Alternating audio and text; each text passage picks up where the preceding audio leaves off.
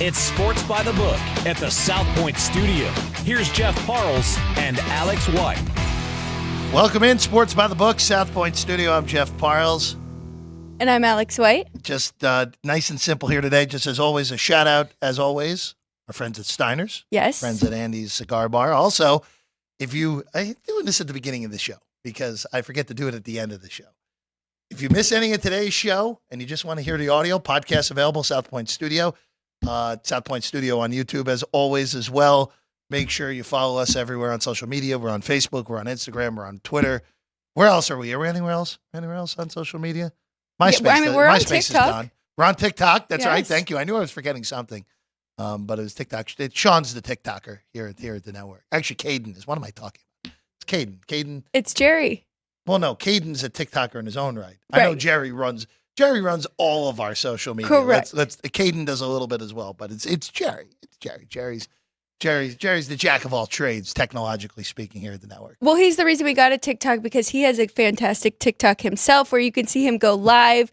He plays the guitar, does a lot of great things, so he's a great follow as well. See, Alex knows the TikTok scene. I do not. I can just tell you that right now. I do not. Not my scene. Say the very least. Swoosh it across, Sean. Here we go. Swoosh it across. There we go. The starting five. We just honestly should just give Sean put his mic on and just let him make some random noise every single time. Number one, Game 1, West Final gets going tonight. Minneapolis. First time in 20 years the Timberwolves have been in this position. They will take on the Dallas Mavericks tonight. Dallas, of course, was there 2 years ago as well. A little bit forgotten by some. 4-207 tonight. Wolves, $1.80, $1.90, depending on where you're looking at series price now. Really anticipating this matchup being the tight one, but after last night, seeing the Celtics and the Pacers, that was such a great game. I hope this one can live up to it, but we'll have more to come on that. Number 2, Panthers and Rangers, Game 1 at Madison Square Garden. Remember, Florida is favored in this series without the home ice advantage. We'll have more thoughts on that one very soon as well. It is going to be a fun series, to say the least. I'm officially in on the Rangers, by the way, plus 130, the price I got on the blue shirts. Number 3, big-time left-handed pitching matchup. We got a pair of them today. One of them is at Wrigley Field. Justin Steele, Max Fried. Cubs won in a walk-off last night to take the first game of that series. Braves not playing their best at the moment. Philly's trying to widen that lead in the NL East. Fried tonight. On the road, 8.5 the total. Braves minus 134 on this one. Then the other one, just real quick, just throwing in, you get a bonus 3 here today in the starting 5 because it's 3B. Skubal and Ragans today in Kansas City. Dynamite pitching matchup. Day baseball in KC. Detroit a slight favorite of minus 113 in that one. Another full card for all of our baseball bettors here at South Point with the best baseball lines in the city. Number 4, the only game on the board in the W, Caitlin Clark will go west to play the Seattle Storm. High expectations for this Storm team who is just 1-3 on the season, and the Fever are still trying to get their first win. Storm minus 5.5 in that game. Big movement on the total. Open 165.5. It is down to 163.5. Big upset in the W last night. The Aces fall as 15-point favorites at home to the Mercury. I know the Aces will be fine. They're the best team in the league. It's been a weird start for them through their first few games. Not as dominant as you would have anticipated from Vegas. And then number 5, it's never too early to talk about football, right? Teams are reporting for OTAs. 106 days until Baltimore goes to Kansas City to take on the Chiefs. Every number you need available behind us here at the South Point. All the divisional odds, all the make-miss playoffs, all your week 1 numbers, all available. Of course, also Super Bowl conference futures, all available here at the South Point. Get on down here. You got a few months, I know, but if you happen to be visiting, numbers all available for you right behind us here at the South Point. And then starting in the month of June for us, we're going to be doing a divisional week, Alex White. So be on the lookout for that moving forward. A divisional week, 8 divisions. So it'll take us 8 weeks to go through the 8 divisions in the National Football League. Really break down where we see each team in that division, look at win totals, look at division prices, try and find any advantage we can to for some future bets. Just so everyone is aware, We will be doing them in alphabetical order in the division. So when we do the Arizona Cardinals first in the NFC West, don't yell at us and say, hey, you guys think the Cardinals are going to win the division? No, it's because Arizona is first alphabetically of those four teams. So just throwing that out there because I know someone will inevitably say that. Quick update on our bets yesterday because you had a baseball bet that came in. The White Sox. I know, shocking. Garrett Crochet's good at this baseball thing. He's very good. Yeah, he's good. He's good. A shutout for you. Blue Jays they just can't get out of their own way. And then you, Alex White, you had the Giants last night, and the Pirates were down 4 in the bottom of the 9th inning, came back, forced extras, won at 7-6. And we'll see when it comes back around, but it's been a very long time since the Pirates have come back from 4+ down in the bottom of the 9th to win a game. Yeah, if you can find that would be great. On the flip side, though, my big 3-unit play, I had to sweat that one out. They were down the entire game. Really had no reason covering, except that I do believe Atlanta Dream is the better team there. Covered the 4.5 if you got the good number, pushed on 5 if not. Yeah, that was one of those. I saw the scores, like, oh, landed right on the number. The people behind us are pretty good at that thing. Right. To say the very least. All right. If you do find that Pirates number, though, that is. Yeah, I can't find it. Someone from ESPN Stats and Information is going to have to send it my way. All right. 2 last night real quick also. The Pacers just missed an absolutely golden opportunity to take game 1. You have the ball up 3 with 10 seconds left. You have to win the game. Bad turnover on an inbounds. Carlisle, after the game, said, it's all on me. We wanted the foul after Boston got the ball with 5 seconds left, down by 3. I don't know when the opportunity was to foul for Siakam with the way that the play broke down. I don't love that Siakam didn't even contest. He just kind of ran up on Brown with his body and didn't put his hands up. You're so concerned about committing a foul on a 3-point shooter. Right. Brown makes the shot, and the Celtics, who did their best to lose that game last night, Jason Tatum, this is kind of how the Tatum experience works now. He does nothing down the stretch of regulation, but then makes 2 big shots in overtime and gets all the credit in the world for doing that. Yes, he's supposed to make the shots, but he disappeared the last 6 minutes of regulation. Part of the reason Indiana actually had a 5-point lead with 90 seconds to go in this game, it was Jaylen Brown who bailed the Celtics out at the end of regulation. And here you are, Alex, that Pacers needed that game last night to make this a longer series. By blowing a game you should have won, I understand they were down big early. I understand they were down 13 in the third quarter, but they worked back, had a lead late in the game. You got to win that game. Now this series screams 5-game series to me, Alex. Just to go back about Jason Tatum there, don't worry, Jaylen Brown let everybody know that in his post-game interview when he subtly said, well, JT finally woke up in overtime there. So, you know that, yeah, he kind of thinks the same thing, and we've seen that with Tatum before, but I'm with you. I was going to look at the Pacers in game 2, but that kind of changes the handicap now that they blew that win that they should have stole at home already.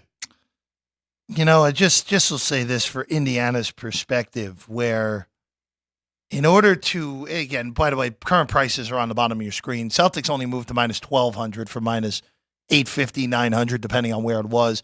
Plus 750 on Indiana. Not much room that it really can move, especially when that game was more competitive. Indiana, by the way, covers where these game goes way over the total. 261 points when it was all said and done for a playoff game. But it just feels like for Indiana, you had to have that. You had to have that game. You don't have it. And, you know, for Boston, look, this team won mid-60s, one of the better regular season teams we've seen in the last 10 years. And here you are just looking at this playoff run, and it's just like, all right, well, what's impressive?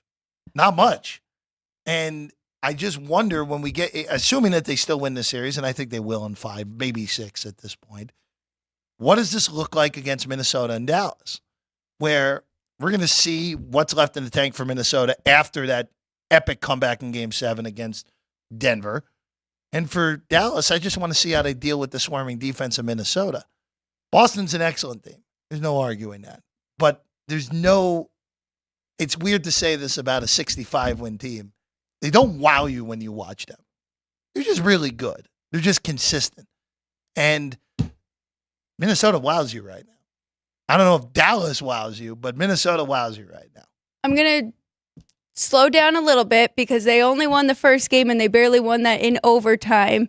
So I want to ask you first, looking at the matchup here with the Pacers without Porzingis, do we have a little bit of an issue? Because I kept hearing that they could put anybody on Halliburton and Siakam, but Halliburton at 25, Siakam 24. It didn't really seem like they had them locked down defensively like I thought they would. I think the one thing, and this was said in the post-game interview for the game last night by Jaylen Brown, and I think he's right when you play Indiana, because they play even by a very fast standard of NBA basketball at this point.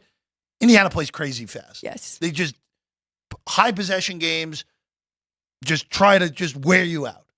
And Brown mentioned that last night, that this is an adjustment. They play really fast. They're really good, which, look, Indiana's a good basketball team. I think they're another year away from really being in a position, and it's weird to say with a team being in the East Final, but really a year away from being a considered real title threat. But I think that's just an adjustment of playing a new type of style. And for Boston also, just look at the two teams they played in the first two series. They played Miami without Jimmy Butler, which is barely a playoff team without Jimmy Butler. And they played the Cavs, who I don't think by the end of the year were particularly good. Oh, and Donovan Mitchell got hurt midway through. Oh, Jared Allen didn't play a single game in the series. And Karis LeVert was banged up by the end of it. They played a team that was probably the quality of an 8 seed in round 2. Indiana is much better than both of those teams they played. So I think that was more just, hey, we're adjusting to a much different style that's hard to compete with anyway, and a much better team than they played. That's what I would say. Now, the Porzingis thing is interesting for one reason and one reason only. This type of style, Alex, is not good for Al Horford. And we saw that last night. Horford can still play. He's a good piece off the bench. But in a style of series like this, if Porzingis doesn't come back until, let's say Porzingis doesn't come back at all right, sure, maybe Indiana finds a way to push this to 6, maybe 7.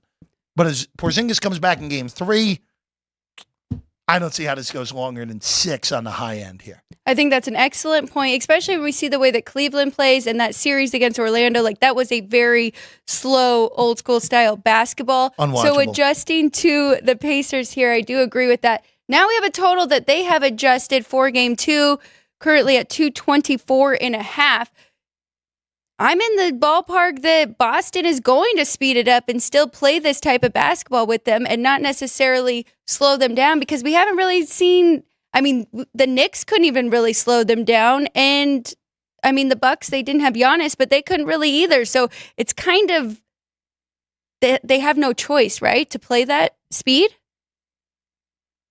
We'll see. Give it another game. Look, I don't think Boston minds playing this speed. Also, I think that's another thing where they're okay with it. By the way, those totals are just going to keep coming in the mid-220s, and they should, with the way we saw the pace last night. Even regulation would have been good.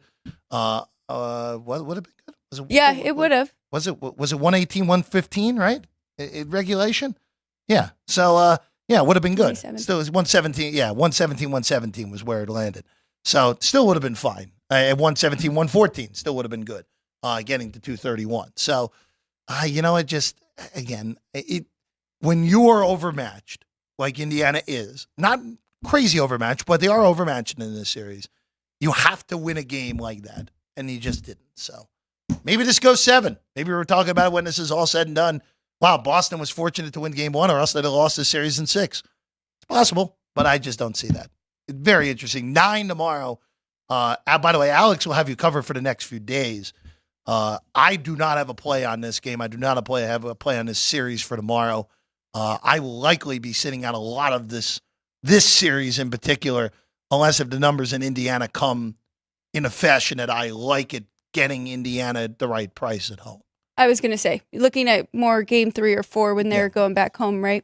And we'll talk about it at the end of the show, so stick around. But I have a very fun lineup jumping in, not just one person stepping in for Jeff, but it'll be different people throughout the next week.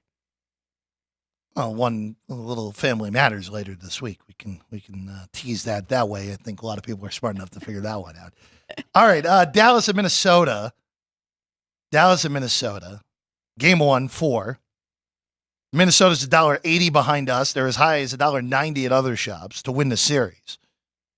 For tonight, Alex White, I am looking at the under, as we talked about yesterday. Now, it's interesting because we saw 208 yesterday, late last night, and it got bet back down to 207. I'm a little surprised we saw 208. Now, I just think that this is going to be a defense-first series. Minnesota style will win out. And Dallas has already shown the ability to defend in this postseason when they've needed to.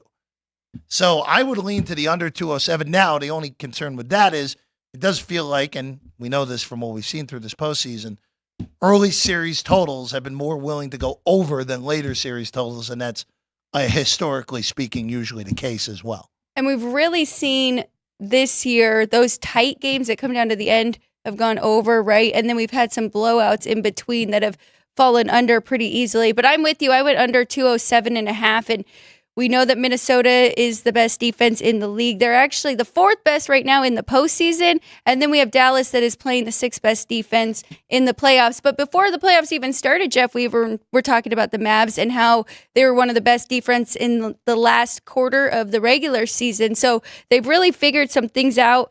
Sidewise, I think the Timberwolves should be about 5 here at home. That's what I would make this line, but I'm not going to do anything. I'm just going to watch this first one. It's very interesting. I do want to break it down with you a little bit more because if you look at the 4 regular season games that these two played, Minnesota won 3 of the 4, and there was only one game where the Mavs had both Luka and Kyrie, and that is the one game that they won. Also, to add into that, no PJ Washington in those 4 games because they picked him up late in February.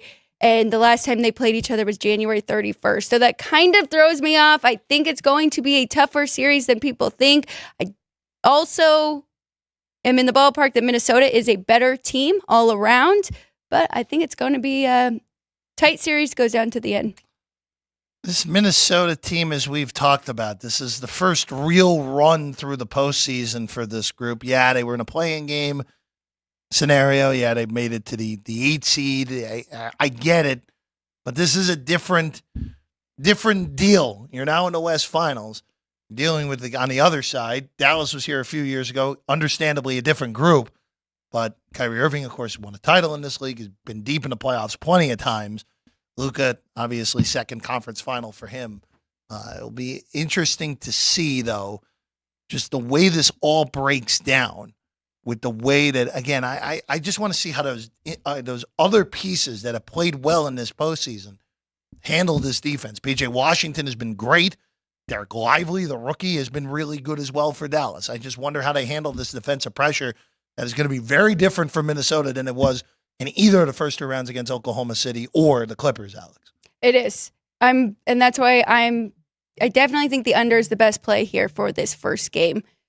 It'll be interesting to see what happens sidewise. But I lean to Minnesota at home getting the first win. There's a lot of attention on this team. I know they are young, but they've stepped up in the big spots already. I know they're coming off of that tough Game 7, so that does, throw a wrench in it a little bit. But I still lean to the Timberwolves at home getting it done. I wouldn't mess with the points, so I would just go money line here. So let's look at some hockey now, Alex. Game 1 tonight. We go to Madison Square Garden. The Rangers, the last one standing at MSG now, will take on the Panthers. Now it's a flip basically everywhere for this Game 1. A lot of -110, which is behind us, a -105 for Dime Lines. One book is Florida as a slight favorite at -107. There's non-Dime Line books have Florida -115. So it all depends on what book you're looking at to find the best prices available on the Rangers or the Panthers for that matter. 5.5 the total flat here in this one. We talked about the series price yesterday. I'm in already, plus 130 on the Blue Shirts. Second consecutive series where I think this is a little bit different than the Carolina one, where I know this is going to come out a little backwards. Carolina's the better hockey team, but they are the worst matchup against the Rangers than Florida is. Florida matches up better with the Rangers than Carolina did. So I was a little more hesitant on this one than Carolina, but in the end, I think I'm still getting the better team with home ice here on a plus price. This could be 3 straight series if the Rangers win this one and play Dallas in the Cup final. Alex, it's more than likely the Rangers with home ice are going to be underdogs 3 straight series if it ends up being Rangers-Dallas in the final. I'm in agreement with that. I could see them being underdogs to the Stars here. I'm going to go game by game. So Sure. I already talked about it yesterday. We're getting plus money with the Rangers at home. I took that even money with them in this game. I love the over, Jeff, in this first one. I know it's playoff hockey. I know we have 2 very good goalies, especially from the Rangers side with Shesterkin, but Florida is a fast team. They score quick. And then on the other side, we have the Rangers are the third best power play team right now in the playoffs, 11 of 35. And then shots on goal, Florida is second right now in the playoffs, averaging 35.7. And then goals per game right here, Florida third, averaging 3.55, and Rangers fourth with 3.5. So these two historically play each other at a faster pace and a higher scoring games. I may adjust when it gets later on in the series, but for this game one, I love the over. Over. Okay. This has been different than the way you've been looking at a lot of these playoff hockey games so far, where tighter control. We have seen this with the Rangers, where early series games have gone over and then it's tightened significantly as the series has gone along. This is, look, to me, the winner of this series, I think, is going to raise the cup. And that's no disrespect to Dallas, who I think is awesome. I think they are a great hockey team. Ottinger is a really good goaltender. They have been rock solid this postseason. I just wonder, with the amount of energy they have had to use through the first 2 series, and look, maybe they sweep Edmonton and get some time off after it, which wouldn't stun me if that happens. But if Edmonton makes this a series at all, I just wonder how much is left in the tank when you're going 7 against Vegas, 6 against Colorado, who's arguably one of the top 5 teams in the league, and if you go 6 or 7 against a vastly talented Edmonton team. I just wonder how much would be left in the tank against either Florida or the Rangers, where at least both of these teams in round 1 didn't have to exert too much.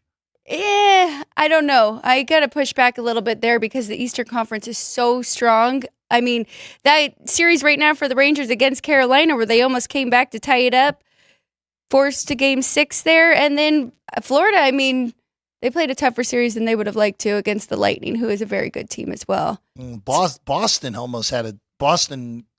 had the game tied late in game 6.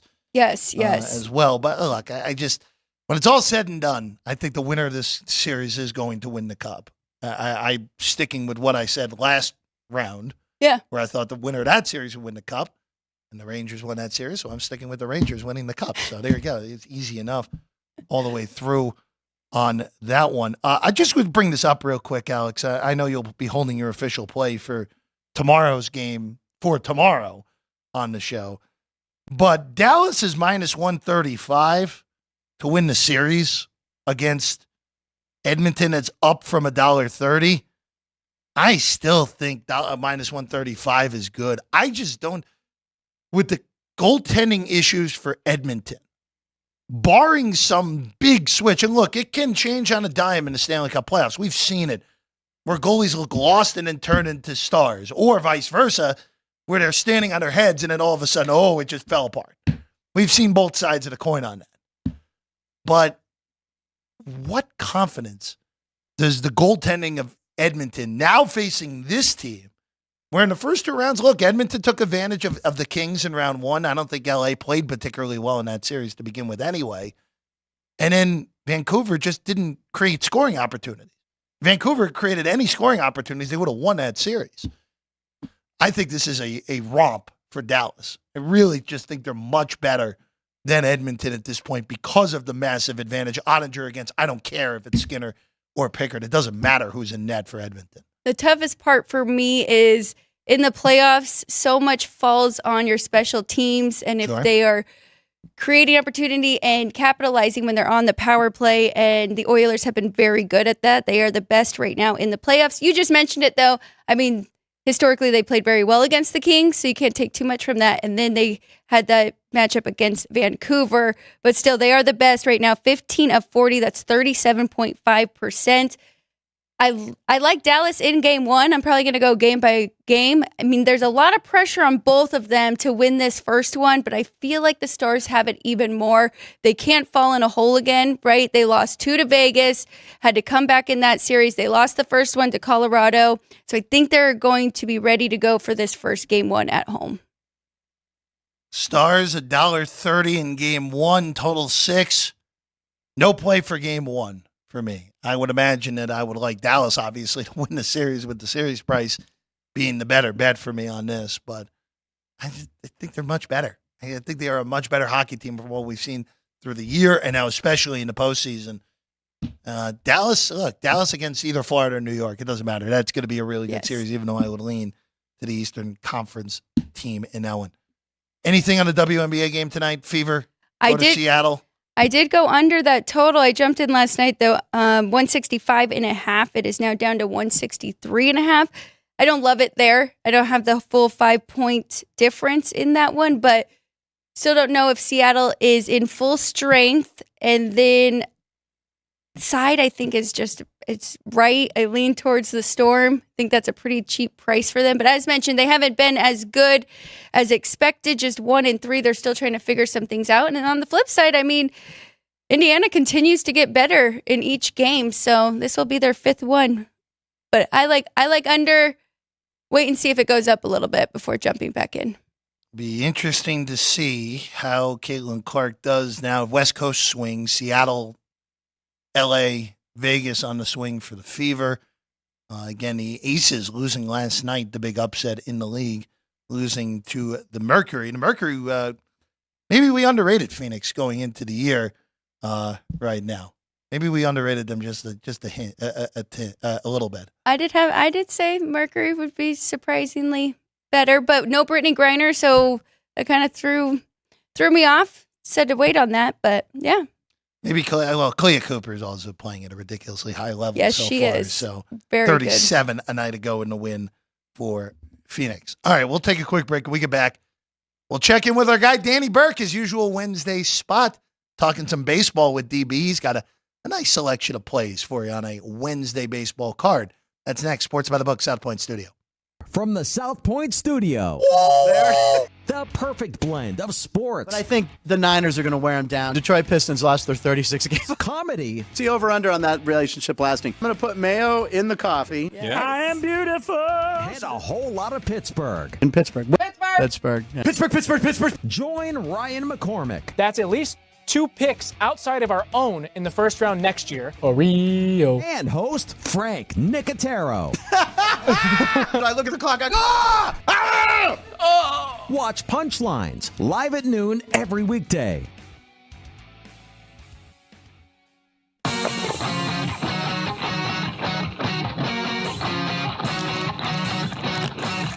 Once you've satisfied your hunger, get ready for more of the hottest casino games in Vegas. Our 24-hour, 30-table non-smoking poker room proudly hosts all the most popular poker games with a variety of betting limits. Visit the poker room for a schedule of daily tournaments. Whether you're going to hold 'em or fold 'em, the best place for poker is at South Point Casino. You'll notice that our craps tables are usually the loudest in the casino. If you've never played, join one of our free craps lessons to find out what makes this game so exciting. Check with the craps dealer for schedules and give it a roll. Bingo is also an exciting way to spend your time. We offer 7 sessions of bingo every day. Bingo! And each session includes a cash ball jackpot, 12 bingo games, a progressive double action game, and a $10,000 bonus coverall. Electronic units are available. If you haven't played bingo with us, give it a try today.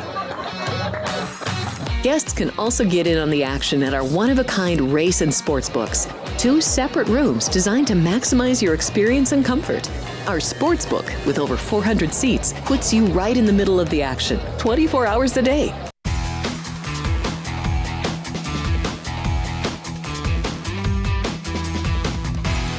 Welcome back in Sports by the Book. Jeff Parles, Alex White. Ryan McCormick is here as well, getting you ready for punchlines coming in 2.5 hours from now. Someone named Alex White will be on the show today. Oh, hello. It's me. Yeah. I will be here. He'll be on the show with Frank Nicotero coming your way in 2.5 hours. But now joining us, our guy, Danny Burke. Burke's Beat is the podcast. Burke'sBeat.com is the website. Good morning, Danny.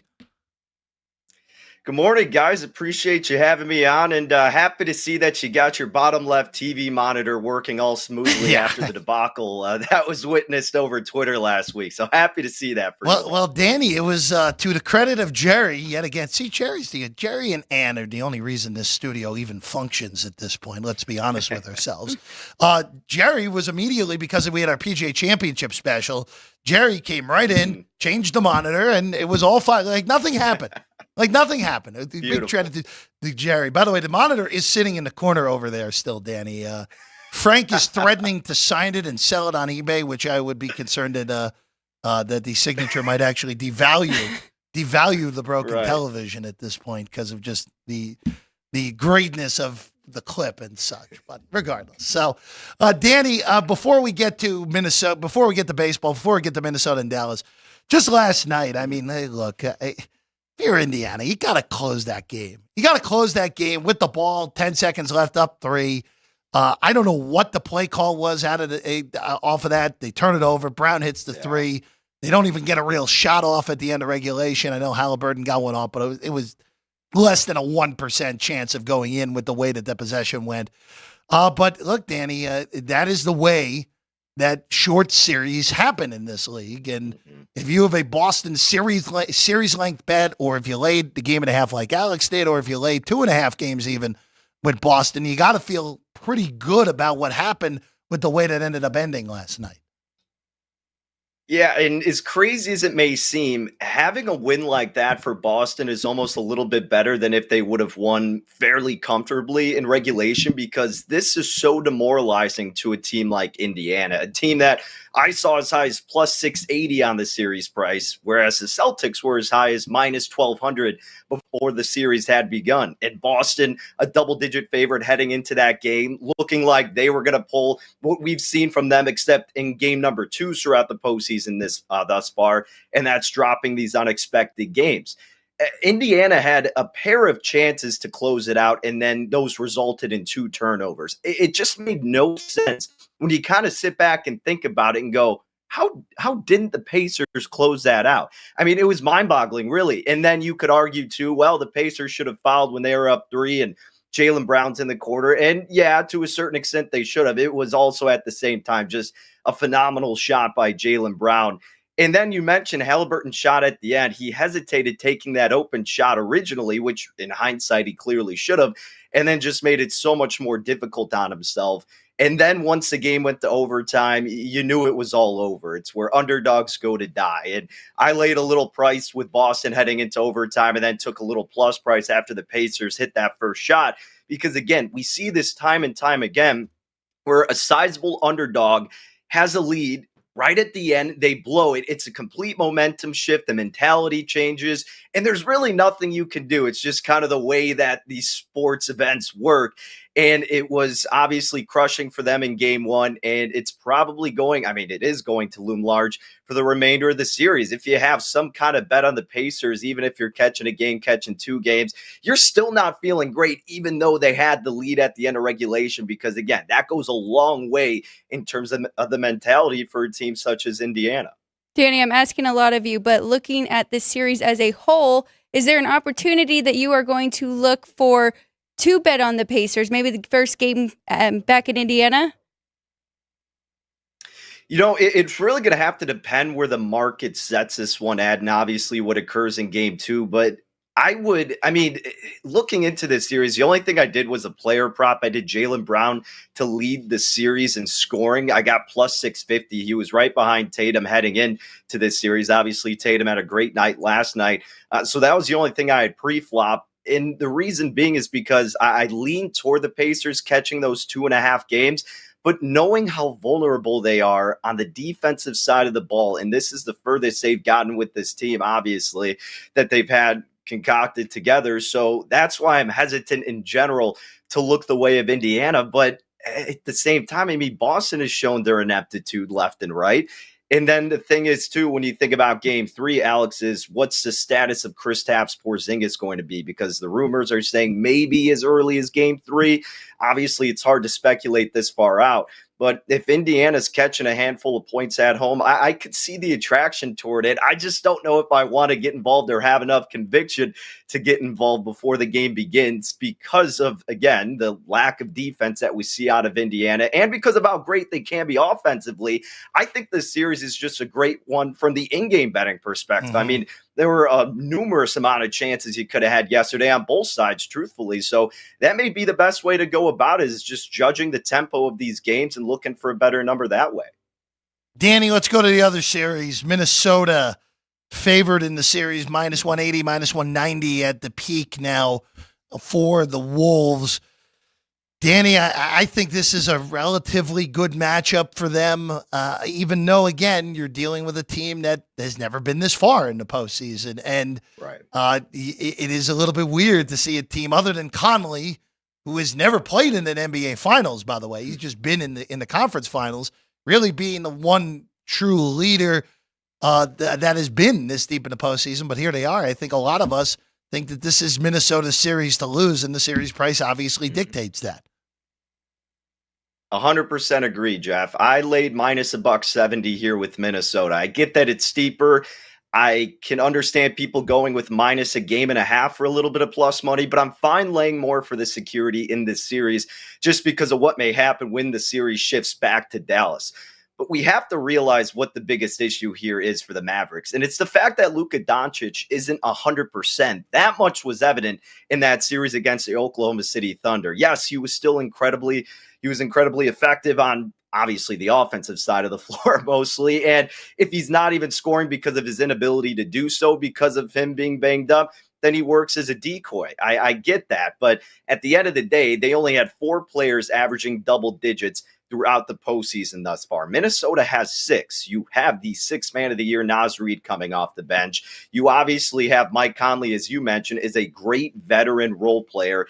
Karl Anthony Towns is a stud. Rudy Gobert can give you at least double-digit points most nights. And now we know the stardom emerging, like we've said before, of Anthony Edwards, the home court advantage, and you have the league's best defense in Minnesota. So all of those factors line up to Minnesota being the right side here. And yes, the role players to a certain degree did step up for Dallas against Oklahoma City. You had a guy like PJ Washington showing up. Getting Tim Hardaway Jr. back in the mix was obviously crucial. And, Lively coming off the bench doing some work is very nice.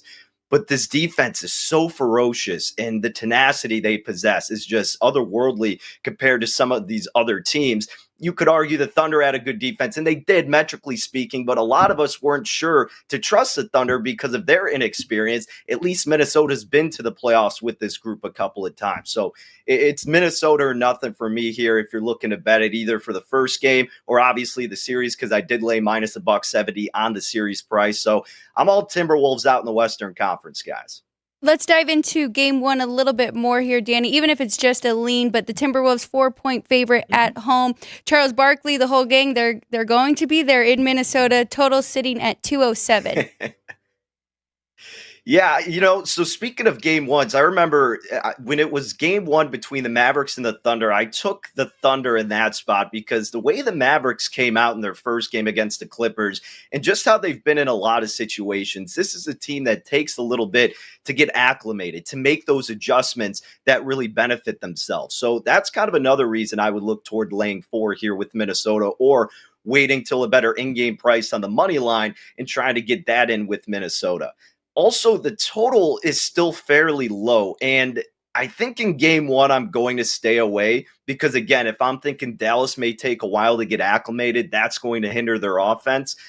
After this, though, if we still see the total in this lower region, and this is something we were harping on in their series against the Nuggets, and it hit in a majority of those games, but if it's still around that 206, 207 realm, I think it's definitely going to cause me to have some intrigue to the over because we know Minnesota can score. Yes, they have a great offense, or pardon me, yes, they have a great defense, but at some point, Dallas is going to figure out their rhythm offensively, and they're going to be able to put up points, at least enough to get over this short total. So that's what I'm absolutely going to be monitoring as the season or the series progresses. But game one, it would be a very strong lean with the Timberwolves. Danny Burke with us right now. We'll shift over to baseball here, DB, and looking at this card today, let's start with the Toronto Blue Jays here. Shut out last night by Garrett Crochet, who really, look, if there's anything redeeming about the 2024 White Sox, it is Garrett Crochet, who just continues to be awesome. Yeah. The Jays will throw Chris Bassett. They are big favorites this afternoon, or this evening, I should say, north of the border. Minus 230 right now with a total of 8.5. Mm-hmm. Yeah, this looks like a great redemption spot for Bassett. And I say redemption because this season for him has not really been up to par. He's got a 5.03 ERA. His xFIP is promising at 4.23, and he does have a solid ground ball rate of 43%. Now, with the White Sox, it looks like they're calling up Nick Nastrini, if that's how you pronounce his last name. Forgive me if that's incorrect. But they did bring him up a little bit earlier this season. He pitched in 8 innings, accumulated an ERA of 7.88, 6.24 xFIP. His batting average of balls in play was 3.33 throughout those 2 outings. Again, that's an incredibly small sample size, so I understand if that causes some trepidation. But then if you look at his numbers throughout AAA, it's not that much better. His ERA in AAA was 5.83, and his xFIP was 4.65. And in classic White Sox fashion, they, yet again, lose one of their better hitters in Eloy Jimenez. So stop me if you've heard this one before. We've heard it 20 times before. So an offense that is already second worst in weighted runs created plus against right-handed pitching gets even a little weaker. And again, this just sets up for a nice outing for Bassett. The Blue Jays trying to claim this series against one of the worst teams in baseball. Their bats have been hotter against right-handed pitching the last couple of weeks. I think they're top 13. So I went with the run line here, minus 110 with Toronto, thinking they can do a pretty good number on the Southsiders today. Let's go to Tampa Bay, Danny. We are looking at the Rays are minus 125 at home. Total in that one, 7.5. Boston did win yesterday's game. What do you like in this one today? Yeah, on the verge of getting swept is always a angle that a lot of bettors like to pursue here in Major League Baseball, and especially with a team that's a solid squad, and they're at home, and that being the Tampa Bay Rays. So I laid minus $1.24 with Tampa in this spot. Pepio's taking the bump for Tampa Bay. This is his first game since May 5th. He just came off the 15-day injured list, and his numbers were really stellar before he ended up on the list. 3.68 ERA, his expected ERA, 2.94, solid FIP and xFIP under 3.70, batting average of balls in play at 2.17, which is great to see. And then his skill interactive ERA, which is more of an indication of what his ERA should have been looking back, still great numbers at 3.34. So as long as he can hopefully get back into his rhythm after a little bit of time off, I think he's a very trustworthy pitcher in this situation. Brian Bayo taking the bump for Boston, who does have his moments, but his underlying metrics are pretty frightful. 3.96 ERA, expected ERA is over 4.30, and his FIP is 5.12. Both of these offenses have been pretty mid to average against right-handed pitching. The bullpen, I think, can step up at least enough in this game for Tampa Bay to put some faith in them, and especially Pepio, I think he can get back into form. So trying to avoid the sweep, I think Tampa Bay ends up being the right side here. Danny, the Brewers have been one of the better stories so far this year. Freddie Peralta is awesome. We know this. He's been a really good pitcher. Jesus Luzardo goes here. I'll just ask you this because you see this price and it's like, wait a second here. At the $1.28, Peralta's been one of the better pitchers in the National League. The Marlins are awful.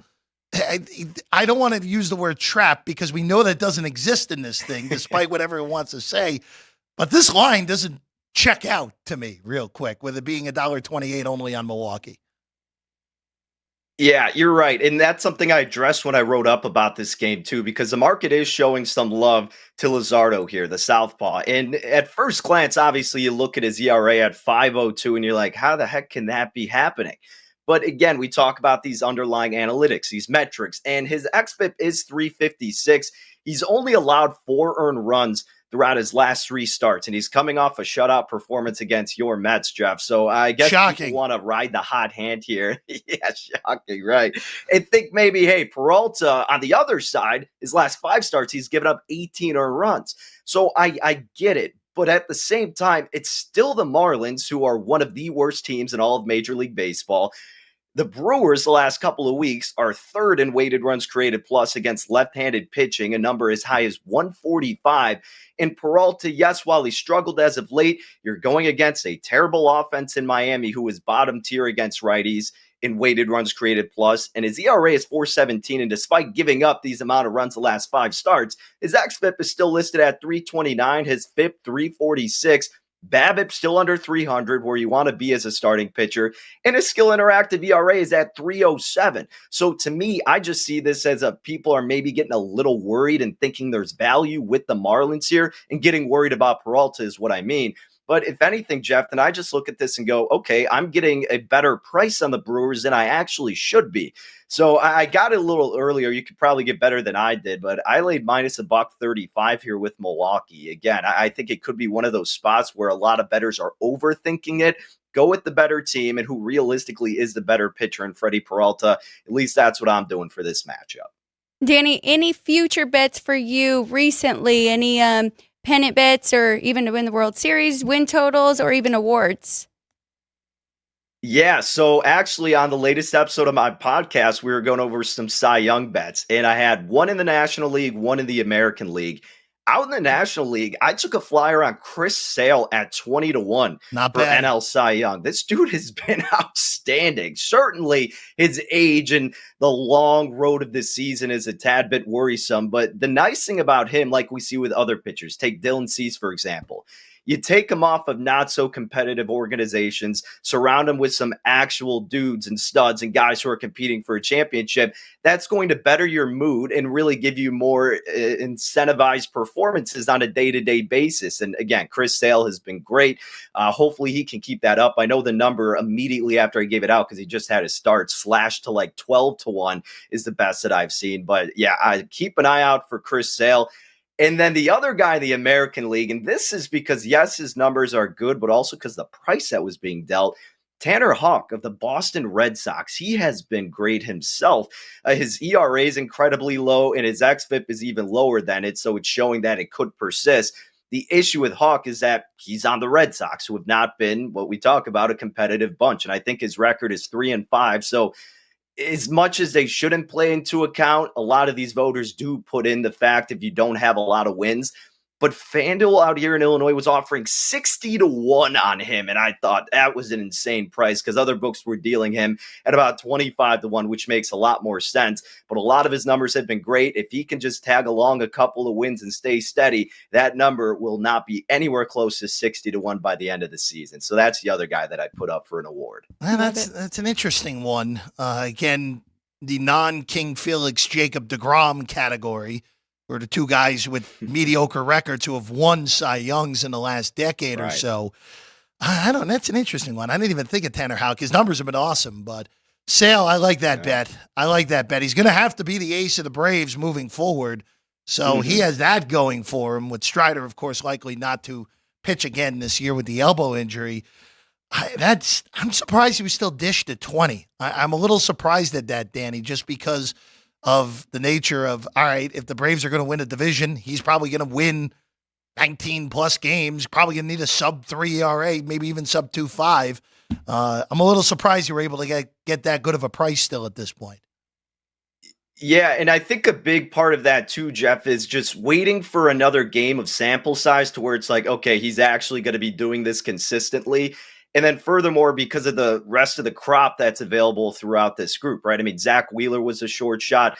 Imanaga with the Cubs has been doing spectacular. Suarez has been doing really great for the Phillies and a lot of other pitchers. So I think it's someone that they just kind of expected to revert back to his mean that we've been accustomed to the last few seasons. But seeing him dominate once again probably caught the eyes of some of these bettors and just the odds makers. And they went, all right, we're probably going to start seeing some action here. We've gotten over a month sample size.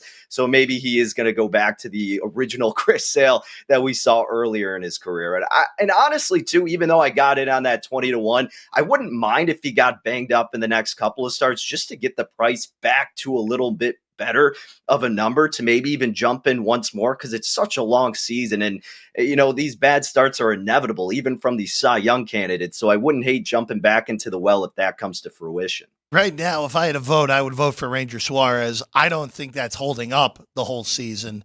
Imanaga right now in most books is the second favorite. That is definitely not going to hold up for a full season, at least at a Cy Young level. That's it. But then how do you take Suarez over Imanaga at this point if it ended right now? He's got the best ERA in the league. He hasn't lost. They're worse offense around him. 1A, 1B to me. I also think that when it's all said and done, Philly is still the harder ballpark to pitch in, but it is close. It's close. It's very close. It's very close, Danny. Interesting. But I mean, with the Wrigley wins, I don't know. It depends on the type of win. You know that better than me, man. You know that better than me. Yeah.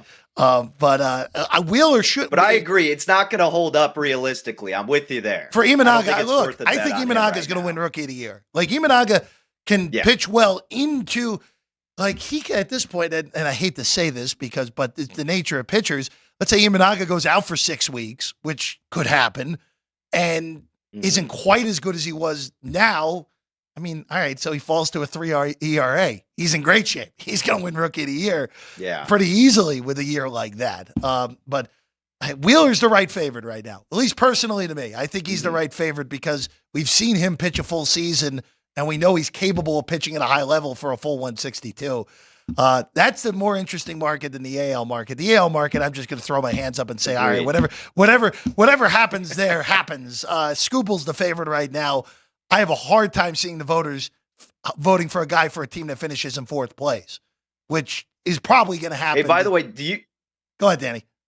No, sorry, Fit. I was just going to ask really quick, going back to the NL, because I know we may be heading out here soon. Yeah. Do you think Paul Skeens is a threat, though, to win the Cy? I mean, I feel like everybody's going to want to bet him, right? To win the Rookie of the Year, I mean, look, it's something that has to be in the back of your mind, right? I mean, he's come up. He's looked every bit as good as we would have expected him to look. He's done it against a good team twice. It's not like he did it to the Marlins and the Rockies. He did it to the Cubs twice, who are, to me, still going to win the NL Central. Yeah, there is some concern with that. When it's all said and done, though, I don't think Skeen's going to pitch enough. I think they're going to be very careful with him, and especially with the fact that I think the Pirates won't be in the playoff race. I think Skeens will be done by the time September wraps around. And he will have had to have just... That's a good point. He will have just had to put up such a big lead on anyone in order to win the award. Now, the other interesting one is his teammate is Jared Jones. But I don't think Jared Jones is going to pitch enough either. I think Imanaga is going to be the one who actually pitches the full season, still ends up with really good numbers, even if Skeens or Jones have a little bit better numbers than Imanaga. Imanaga, I think, is going to win the award because his team's better. The market is better for voting, obviously, being in Chicago. And if he actually pitches a full season, unlike these other few guys, it's an interesting race because it's 4 pitchers that you're really looking at, because Yamamoto, I haven't even mentioned, is probably going to pitch a full season as well. So it's very interesting, that race, because it's 4 pitchers, and we normally don't see 4 rookie pitchers go the whole 162. It's a very interesting race in that NL rookie race right now.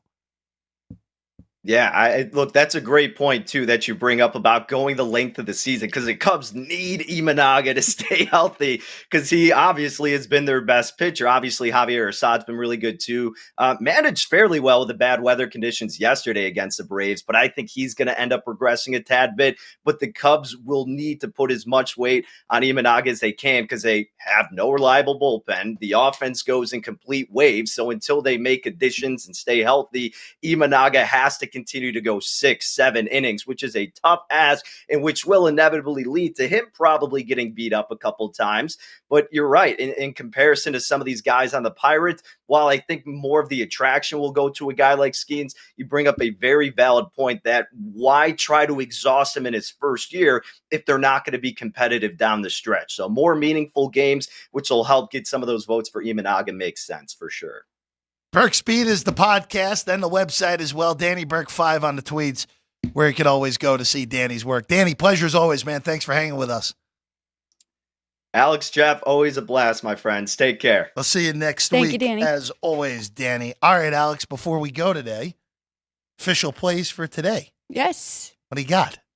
Okay, official plays for today. So Mavs, Timberwolves under 207.5, Fever Storm under 165.5, and Florida Dallas over 5.5. Florida, New York. Florida, New York. You may be foreshadowing no with that. No, I hope not. Okay. Panthers, Rangers over 5.5. Under in the basketball game tonight, the NBA game that is, would be the way that I would look at it. To say the very least, that's going to be it basically for me. It's going to be very light go of it. All right. Before we get to Ryan McCormick in a second here, telling us what's coming up on Punchlines, I'm out the next few days. Alex will be here tomorrow. Dwayne Colucci, hello. Thank you. The crew is not paying attention there at all. Sorry, Sean. Colucci will be with Alex tomorrow. Thank you, Ryan. Your father, Kenny White, will be with you as well. We'll also see some Matt Neverett while I'm gone. Correct. As well. You'll also see plenty of Ryan McCormick on Punchlines. You can take his shot and see. He got the glasses on today. Good morning, Ryan. I know you enjoyed that last discussion. The Cubs, our resident Cubs fan. Yeah. Is his microphone on? Yes, it is. Okay, good. It is. Ryan, what do you got? I know we have Alex. I know we have Frank. We know we have you. What else is coming on Punchlines? Well, so it's episode 158. Okay. We've got Alex coming on the show. We're going to give away Hump Day Homer picks. Okay. So we're each going to pick a player to hit a home run today in Major League Baseball. Okay. And then we're going to look at the playoff games and some other fun content that have been circulating on social media. Is there anything special about 158?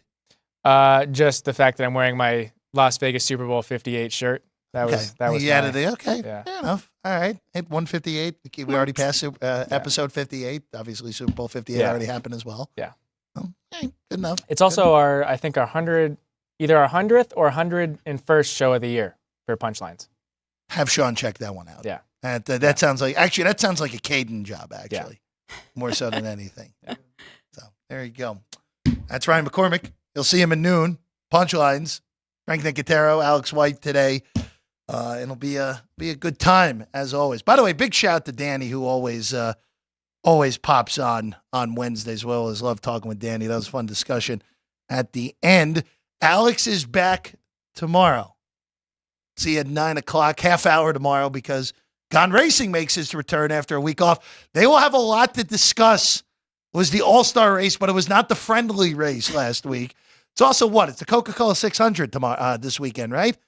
Yeah, that sounds right. Longest race on circuit for NASCAR in Charlotte coming up this week. Yeah, it is the Coca-Cola 600. See, look at me getting that right. And in Charlotte, too.